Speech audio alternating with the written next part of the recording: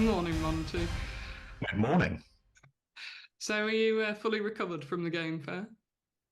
Yes, well, I only did one day at the game fair this year. I would have done more. My son had his driving test on Friday and passed, so that was a good thing. And then I flew to Chateauroux for the Olympics on the Sunday. But yes, recovered from the game fair. It was a long day. Sure. Yeah, yeah. Let's scrap the game fair for now and talk about the Olympics. Okay. Um, what did you think? How do you feel it was organised? Oh gosh, actually attending was brilliant. I mean, one of the things that stood out was just how enthusiastic and energetic and engaged the staff were.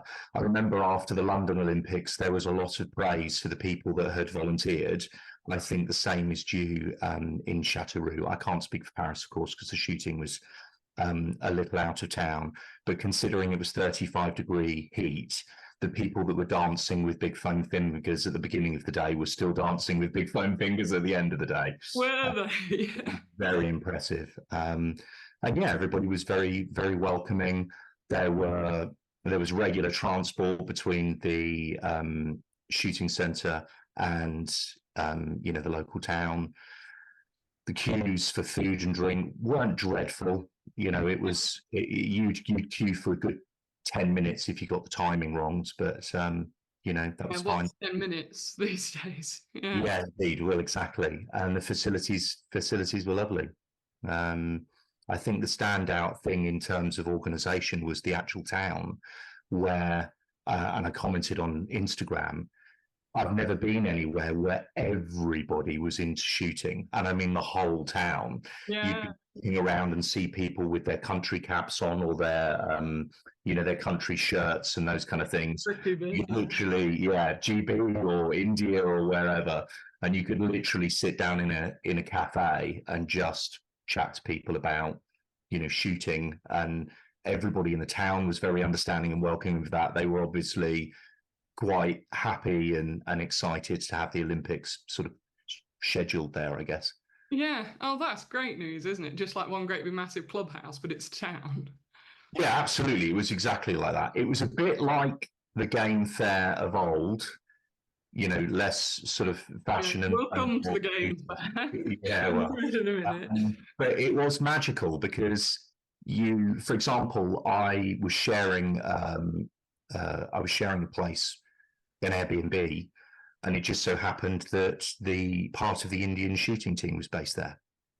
And so we sat up on on sort of this terrace area and just chewing away, different shooting disciplines and backgrounds and all of those sorts of things. They were rifle shooters. I'm predominantly a shotgun shooter. So there's a lot of difference there. And they're in the UK in the next couple of weeks. So I suspect I might actually go out shooting Yeah, with do. magic. Yeah. Yeah, yeah. I went rifle shooting recently. The Newbury Experience, it's called. He worked for AD, his name was. He worked for Accuracy International for a bit, and I'd just done an article about Accuracy International.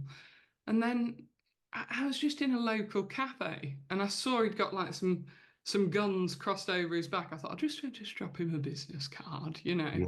talk about preaching to the converted. And yeah, we got chatting. He says, "Oh, well, come down the range. I've got a rifle range near me, which I never go to." And yeah, and had a go with some Accuracy International stuff, and it was great fun. Actually, it's about that clearing your mind, isn't it? Yeah, It's I imagine. DSC1 and rifle and deer stalking is on my agenda for next year. I've only been shooting about 4 years total, believe it or not. This year was about I got my CPSA instructor certificate because I tend to take out a lot of novices. yeah. Well, no desire to be an instructor, I don't think, but I go out with a lot of people that have never shot before, and I felt as though I was genuinely doing them a disservice. So I wanted to get something behind me to do that Yeah, better. But it, yeah, it's no, it's good to have a qualification. You're like me in terms of you do take that seriously. Although interestingly, I did a referees course for sporting and DTL. I thought this will really help the sport. And then I thought, hang on a minute, I know a lot of people. Can you imagine the political nightmare that it could potentially Right. be? Yeah. So that And does you sort do a of fit ask referee course because they often struggle to find referees. yeah. And you have just thrown in another consideration. I will still do it though. They struggle to get refs a lot of the time, and it's the same people traveling a very long distance. A lot of it. Yeah, FitAsk isn't something I've really broken into, but I've done quite a bit with Halise this Okay. year. And that's very, very, very interesting. Because whilst, I don't want to say all clay shooting's clays, but you know what I mean. Um, Yes. this has got a bit of variety in so far as there's an element of luck as well. And you've got to, do you know how it works with Halise? Yes, I did. I have shot Halise once, and I was very privileged to be invited by Chris Potter Um, to come and shoot at his range. It was a memorial shoot, and the targets are fascinating. I'm not sure about the format because I want to shoot, and so with Halise, the idea of shooting a few and waiting, it's a bit more like a barbecue or a cricket game yeah, than yeah. shooting. And so for me, I would prefer a format where I got to shoot more, but the expense of those individual targets, it kind of makes sense, right? Yeah, yeah. Yeah, it's a lovely ground. You went to Invicta, yeah? Yes, yeah.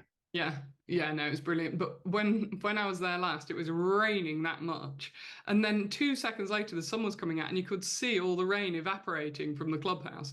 The clubhouse was just steaming because it was Mm. getting so hot.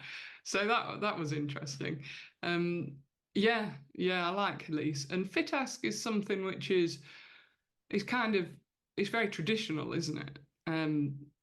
In the way it goes on. So there's a a core set of people that know exactly what they want, exactly how they want it. And yeah, Yeah. I don't know. I started with English sporting the way many people do, and probably through chance more than anything else, just had a couple of fairly negative experiences on other squads because I'm nude shooting. I'm out on my own. I'm on the extra one. Apologies to anybody when I'm the seventh man on the squad, which is super annoying. And just people took it perhaps a little bit too seriously for me, where I was trying to enjoy myself and I wasn't competing at the time. And then a friend, Matt Hance, took really sort of lit me up with FitAsk because that's yeah, his. yeah. He's a fit ass man. He is definitely the It's FitAsk man. funny I said that. And went and shot it. And I think because it's just that little bit more challenging, and people have that attitude, well, I'm going to miss a few. Like that's just how it is. Yeah, same with Elise actually. Yeah, Elise as well, right? Yeah, they were just much more pragmatic, and I enjoyed the company. I like the people. So, and gun down, the extra challenge of having to mount the gun before the shot, that extra dimension, the fact that it's 100 different targets is really appealing for me. Have you noticed that it's all changed? It used to always be everything was gunned down, wasn't it? It was sporting, but now you look and everybody's ready. I'm not sure I've been shooting. I'm not sure I've known it long enough to judge that. Sporting was always everybody is like gun up. Occasionally, people just sort of before they call pull, they'll just lift their head up the stock a little. Yeah, Probably that's isn't. normally after I call pull. I pull my head off. Yeah. Okay. Yeah. All right. But no, I did. FitAsk was definitely. It just appealed to me because it's 100 different targets, and I actually, interestingly, as a total novice, it was less depressing because if you miss one, you've missed it, it's done. And the Yeah, next target is different. Whereas if you go onto a sporting layout as a complete novice, you've maybe got 5 or 6 repeating of that. But and at the time, I didn't even know how to hit them. yeah. You're repeating that experience. So I And you're wonder repeating about that mistake as well. right. Yeah, and bedding it in, right? You're Yeah, actually yeah, learning from that yeah. experience. So Which is thinking that why way, I only take 1 or 2 shots. They're generally successful, and then I step back. yeah, all right. That's a good way of doing it for sure. Yeah. No, that's good. Now, the game fair. Yes. So you're going to say, excuse me, sorry, you're going to say about the game fair of old. So I noticed I spent quite a bit of time on the fashion side of things this year, which is unusual for me. But I got my daughter with me, so it's perhaps not that unusual. But I wonder if the fashion side of things is now starting to prop up the gun trade side of things. I think it's actually become that vital in terms of the viability of the game fair. What I do you think I genuinely think that's a very astute observation. Um, I think for this particular game fair, there were some grumbles about the gunmakers row being a little bit, further away from the action. Certainly on Saturday morning, it was much quieter than the fashion side of it. But in support of what you said, and I think? have been described as having a controversial view on this. I actually think women's countryside fashion is a marvelous opportunity for the shooting industry. And, if you look at the figures in terms of license ownership, the industry overall is in decline. And actually, female license holders is the only part of that is rising at the moment. Right, but it does make up only 6%, and I have even more controversial views about women. Hit me. Yeah, oh no, I really do. So there was a big discussion a couple of years ago about whether we really need a ladies' class in shooting, Right, okay. which is interesting. Yeah, because I know somebody who was scathing because a woman can win a high gun with like 72, I think it was. Mhm. Men's were all, sort of 80, the high 90s. And they didn't win anything because, so that's interesting.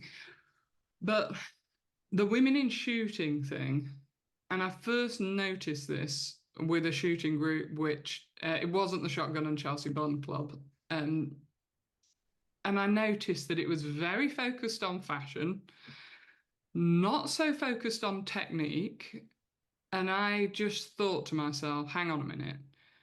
If you really want to learn to shoot as a woman, which I am, the best thing to do is to go out. Yeah, no, I do still get called sir from time to time. The best thing you can do is to go out with a load of men that know what they're doing.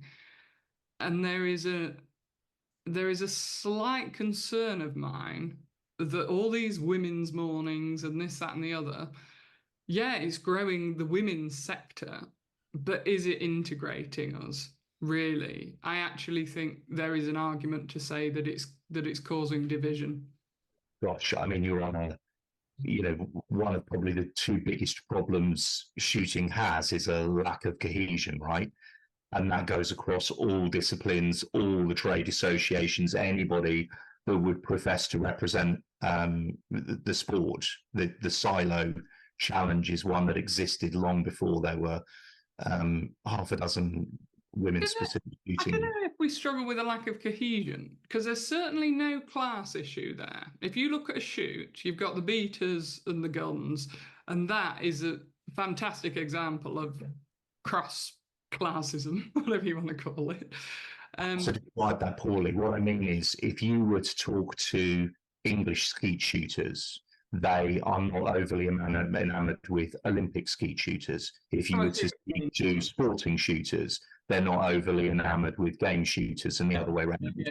If you were to look at secularism, isn't it? Pocketing. Right, there is that siloed nature, and then in the trade associations as well. We're all on the same side, we're all on the same line, we all want the same thing, but everybody has a slightly different view as to how to achieve it, and that's what I mean by the lack of cohesion. But I would agree with you, shooting is probably one of the greatest examples of a sport where your background is absolutely irrelevant. It really is. Yeah, and you can be shooting with somebody, and it just doesn't matter where they're from. Yeah, nobody cares about that. But I do wonder if the women's side of things are just putting too much emphasis on the women's side of things, rather than thinking, look, let's mix.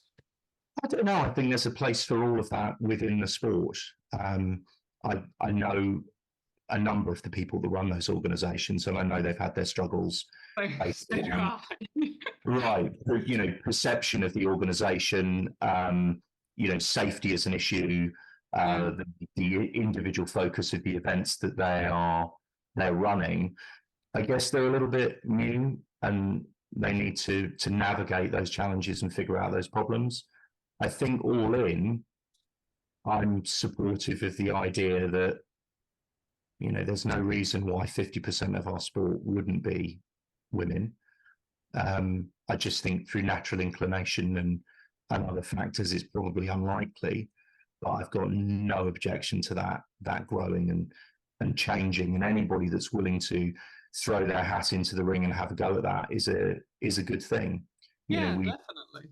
We've I've struggled. been well received. I've got a daughter as well, as you know, and people couldn't be more welcoming. And there's been so many times when we've been the only girls in the room, so many times, and you just look around and you think, yeah. And I think that's where women have the real impact in shooting, when you're the only girl there. And that's when you really, you know. I think anything that exposes any demographic, whether it's any demographic, to a different way of life and an approach, the more people that you can do that for, a percentage of them will start shooting. If Yeah. you look at the actual, if you look at the demographics of shooters and you line it up against other minority groups in the UK, the biggest opportunity for shooting isn't women, it's Asians, because they're the highest net worth per capita. And by the way, if they are from India, shooting is also, it's massive there already. This But is you what don't happens. look at shooting grounds and see that You just represented, do you? you just don't see it now. I mean, there's Al Gabriel, there's Leon, met a man of, let's say ethnic origin about 5 years ago at the Claydon Estate, and that's it. Yeah, and the fact that you can name them all is probably indicative of the problem, right? Yeah, And so, yeah, any demographic that we can bring to the that'd be the thing to countryside. do, wouldn't it? That would be the thing to do, to focus on that. Yeah, that helped to grow the sport. But in terms of the disability aspect, no, we are so inclusive. Like you say, yeah, there's pocketing, there is, but you look at the disabled things and the scores that people are putting in. We've got a sitting category, a standing category, all that for the children, which is really well supported by manufacturers and cartridge companies and everything. It's amazing, and it's not, the picture isn't as bleak as people make it out to be. And now we've won that gold medal.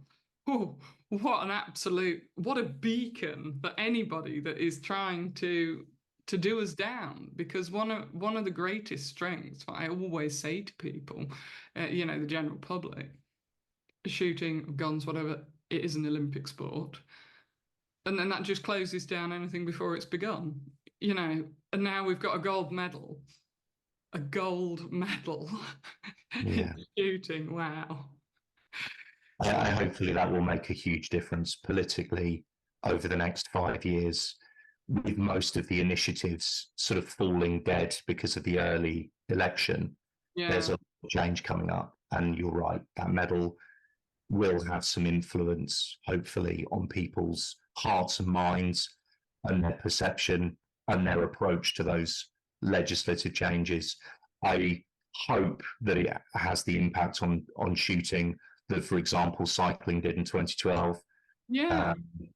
We really need to continue down that route. We don't want to lose Nathan Hales, though. We don't want him disappearing.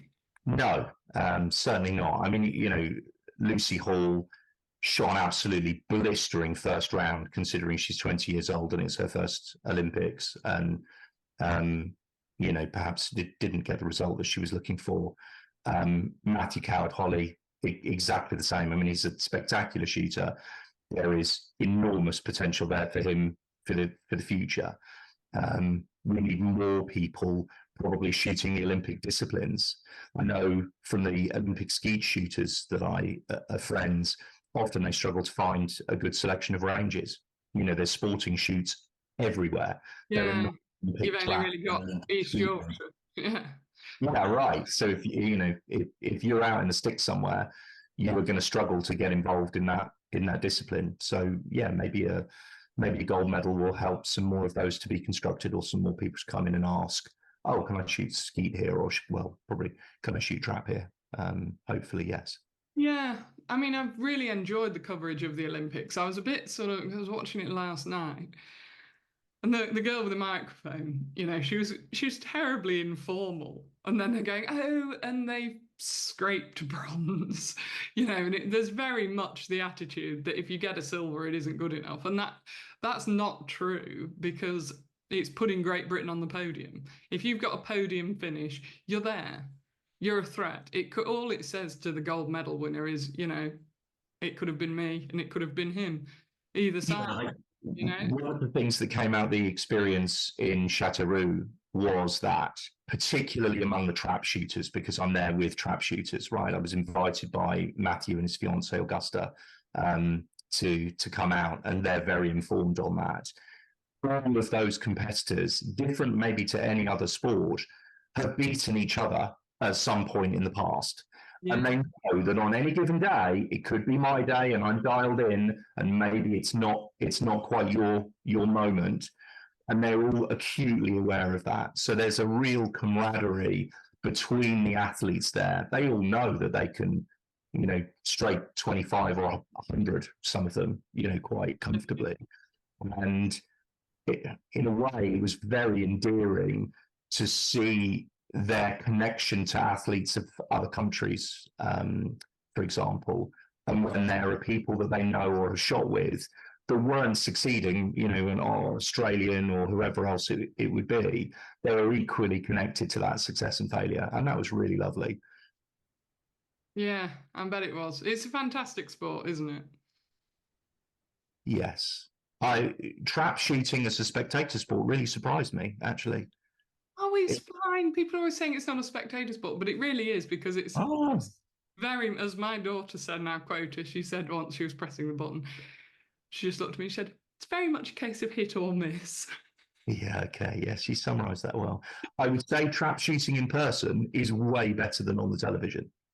And particularly in the stand where you're elevated, where you've got that distance and angle, the perception is that the clays are actually moving slightly slower than in real life. Yeah, you think with a going away target, all you're doing is seeing it slowly rise up, even though it's traveling at the same speed as all of the others.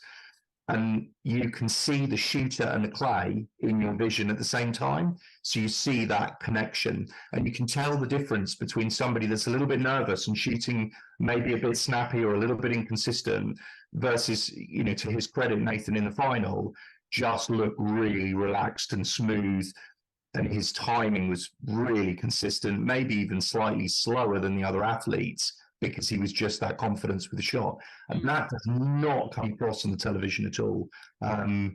I would genuinely consider going and watching Olympic trap at another event another time, because you are just completely... East Yorkshire, Saturday mornings. Right, okay. Well, I was thinking, my wife and I are considering Los Angeles in 2028. Oh, yeah. And okay, this was a great experience. Because the shooting is away from everything else, it's a lot more cost effective. Yes, it is going to be more. That is a fantastic point there. The shooting is going to be away from everywhere else, so it's more cost effective. Yeah. Yeah, I'm talking about £100 for a flight. That's brilliant.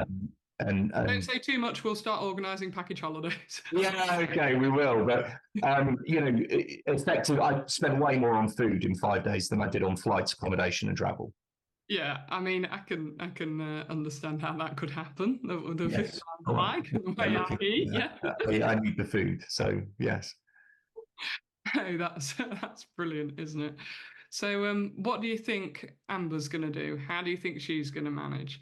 Because at first I thought she was out the game, and I need to apologise to Amber really, because obviously there was all that with COVID. Then I found out she was pregnant. I thought, oh no, that's out the window now. The Olympics is it never occurred to me for one moment that she would plan on shooting the Olympics. I just thought, well, that's it, and we've watched her grow up, we've watched her get married. She was obviously delighted to have the baby, and I was thinking to myself, I'm not sure that's what I would have done if I was Amber Hill. But then she said, I'm going out there to win, make no mistake. I'm an athlete first and foremost. I can tell you this, having been there, and of course, again, you don't see it because you were looking at the camera at the athletes. The day the ladies, the women's trap shooting started, there were far more children at the event, and it was noticeable. I Really? also happen to know there are an enormous number of trap and skeet women shooters that have children, and some of them come with them, and some of them don't. And so I don't think the having a child in itself, in my eye, would have any bearing on her success or failure. It's a 3-month-old baby, isn't it? It's a Well, tiny- she's not holding it while she's on the range. Do you know what I mean? It's I can see that things like gun fit, could be challenging. A pregnancy for a woman is a very challenging thing to do. Um, and so there's the physical side of that will have a bearing. But I don't know. There are many women trap shooters and women skeet shooters that have children and do absolutely fine. Appreciate it's quite close, and I'm not an Olympic shooter. I don't think you are either. No. And so, from a layman's point of view, yeah, that's quite close to the event. That represents a risk. But actually, she's the only person that can make that judgment well. She's the only person that can win that.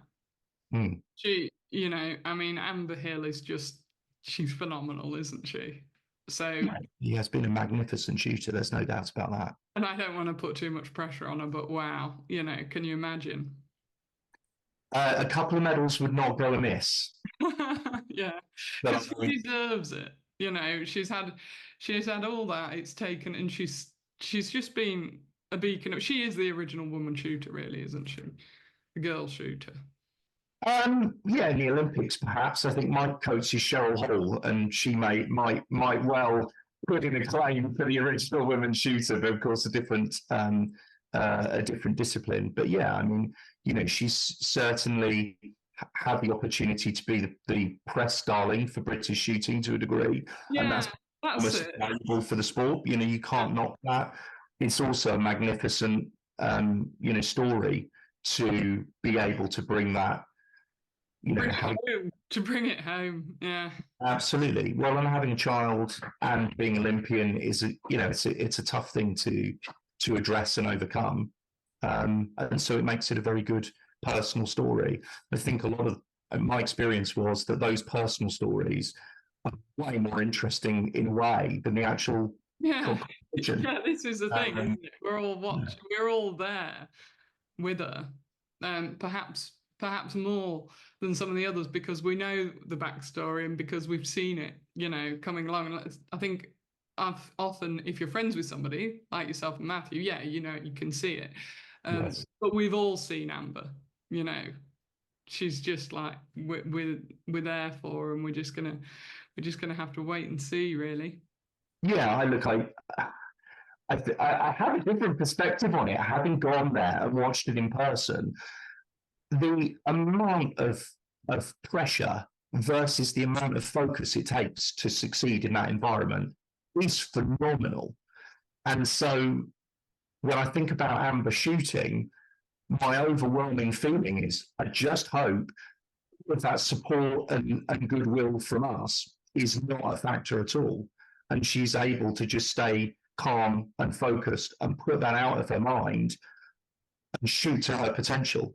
Because I feel as though, and again, I'm not an athlete, but my impression was that it is as hard emotionally to separate yourself from the event of the Olympics as it is to shoot well. Because everybody there has earned their spot. Everybody there is a magnificent shooter. On the day, it's can you settle yourself? Can you stay focused? It's just must be such an unbelievable amount of pressure, which I'm only adding to in this conversation. You're assuming she'll watch it before the event. I hope her focus is elsewhere, candidly. Yeah, let's hope so. Well, look, it's been great to talk to you and to catch up. I don't know how you're fixed in a couple of weeks' time. Maybe we should have a chat about what you think about the organisations, i.e. the Countryside Alliance, Basque, and the CPSA. I would welcome the conversation. I don't know that I know them well enough to to comment really accurately, but yeah, I'd be more than welcome the conversation on any subject you would choose. Thank you, Alex. No problem. Thanks, Monty. Catch you. Have a good day.